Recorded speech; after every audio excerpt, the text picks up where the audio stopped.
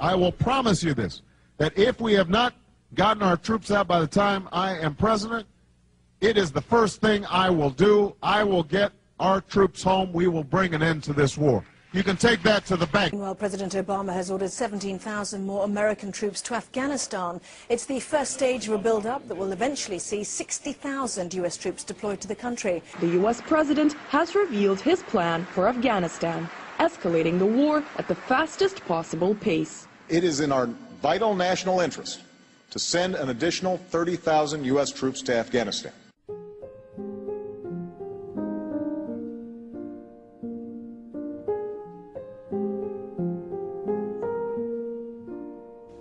When I was in Iraq, I saw the devastation that our invasion and occupation had met out upon the Iraqi people. I saw and at times participated in the dehumanization and degradation of the Iraqi people. By robbing others of their inherent dignity, by denying them respect, and by treating them as a less than human other, we ultimately robbed ourselves of our own dignity, humanity, and compassion. You roll into Baghdad, every single big apartment building is blown up. Every single apartment building in Baghdad has been broken to the ground by artillery and airplanes bombing. You cannot meet someone in Iraq who has not lost a family member. Could you imagine what we had done in America if in 9/11 everybody in America lost a family member? What would we be doing? Would we be talking about war? No, we'd be in the streets with weapons. And so people talk about, oh, these people killing American soldiers in Iraq, they're terrorists. Not terrorists, they're wearing sandals. And they got an AK. And they got 14-year-old boys building bombs to kill these American soldiers because we killed their family. People just don't wake up and want to go kill people. I was ordered multiple times by commissioned officers and non-commissioned officers to shoot unarmed civilians if their presence made me feel uncomfortable. The primary loyalty is not to democracy or to the flag or to America or to the Iraqi people or to the rule of law. It is to each other's safety at the expense of everything else. There is a cost to this war, and this cost is being paid in American blood, in my soldiers' blood, and that is not okay. From my perspective, it didn't seem to make any sense what we did. We didn't accomplish anything. A few months after I was there, I mean, a lot of things weren't sitting right with me. The command structure, the missions that we were getting didn't make any sense. We're going after people, Mujahideen or Muj, and they didn't have any idea which ones were the right ones. We're kicking in the wrong doors, terrifying children, helicopters screaming over their heads at night, and I'm trying to calm the women and children while the men were dragged and separated out and completely humiliated in front of their families. 9/11 was a lie, I know it. We're soldiers, we know it. And on March 21st of 2003, my military service was hijacked in an unconstitutional order to invade the sovereign nation of Iraq. This is a slap in the face to every service member who feels used because he was told he was going to go fight for his country and then was sent to go kick in the doors of innocent people unprovoked in the middle of the night to draw fire into their house so that we might have somebody to shoot back at. If the media was not biased, this film would be shown here so that you could then make a decision. Show them both sides of the story and then let the human being make the decision whether they want their kids there or not. Don't show me one side and say it's patriotism, it's courageous. Nothing I did in Iraq was courageous. I brought fear into people's homes. I traveled with a .50 caliber weapon every single day and slept with a pistol underneath my pillow. Tell me what is so courageous about that. And I tried hard to be proud of my service, but all I could feel was shame. And racism could no longer mask the reality of the occupation. These were people, these were human beings.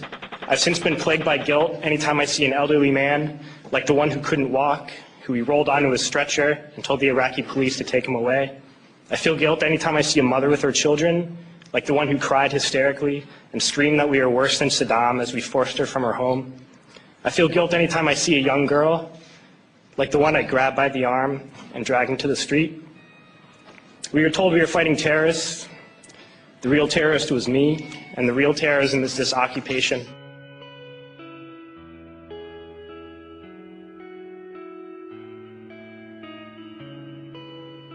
Funding the war is killing the troops. I mean, if you really think about it, it's really, really blatantly obvious. And it's really stupid that we have to say this. But we do. We have to get down to basics. We have to break it down Barney style, as we say. When I joined the military, I raised my hand and said that I would protect the Constitution of the United States and its people, and against foreign and domestic enemies. But guess what? I did not raise my hand to protect private companies like KBR and put my life on the line so they can make a buck. When are we going to realize that people fighting in Iraq against us, they're not terrorists, they're soldiers? What we do if somebody invaded us? I know I will pick up my weapon and fight against them. What the hell we call them? Terrorists? These people want their country back. Let's give them their country back. I won't even talk to politicians about the war, because there ain't no point in it. Democrat, Republican, they're all profiteers of war. Even lots of anti-war organizations are profiting off my brother's pain. I'm embarrassed at the state of politics in America that it's come to that. We have to talk to Congress like they're fucking children. We've got a responsibility to the honor of this country and to the honor of every man and woman who has served in Iraq and ever served in our military to not leave them with anything less than the honor that they deserve. Honor? Are you kidding me? You saying that it's an honor to die in Iraq and to fight a war that we started and we're in the wrong?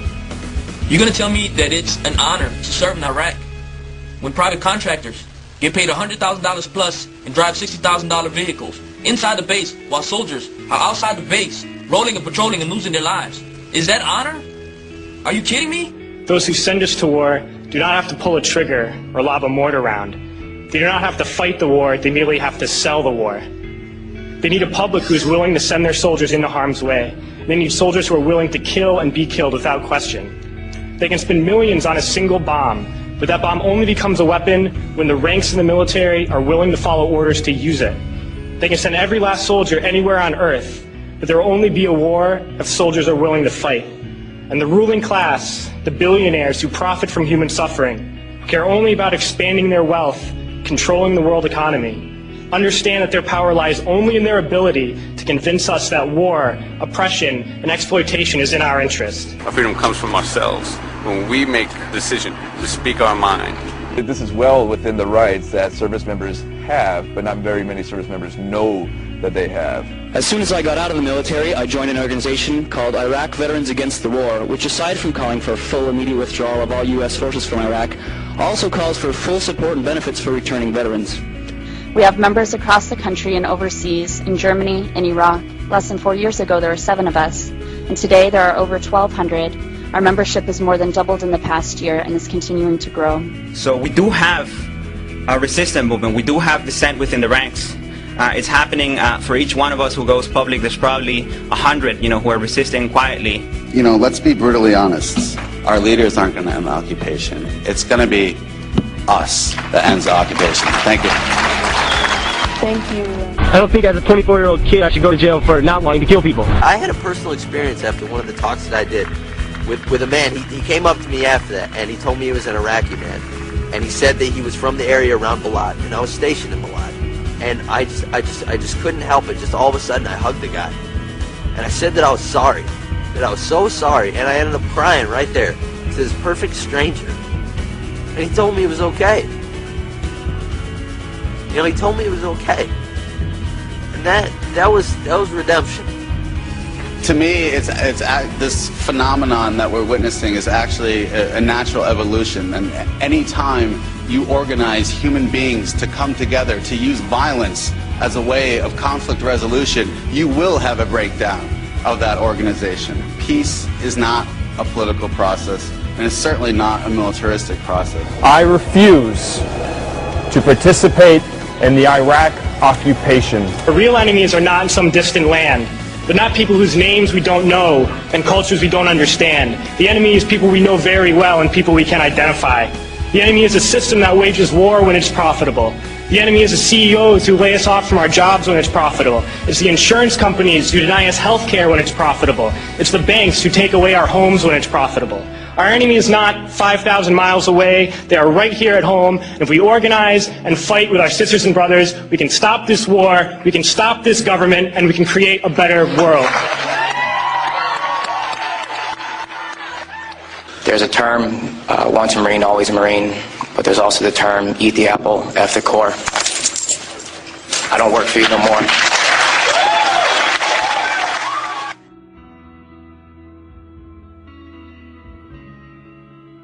this society is so greedy, we're willing to go to war. We're willing to go places and send these big metal machines that kill people and fuck people up just so we can make more money. I mean, I've heard it argued, and argued successfully, that our society runs on war. You know, it runs on the domination of the other parts of the world. And literally, that's the only way you can control a gigantic chunk of the globe. You have to keep everybody down.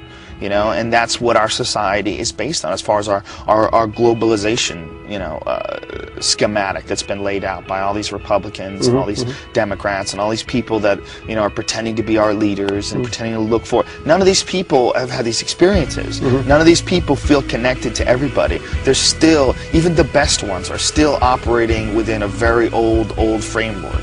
And a framework that's set up by ignorance.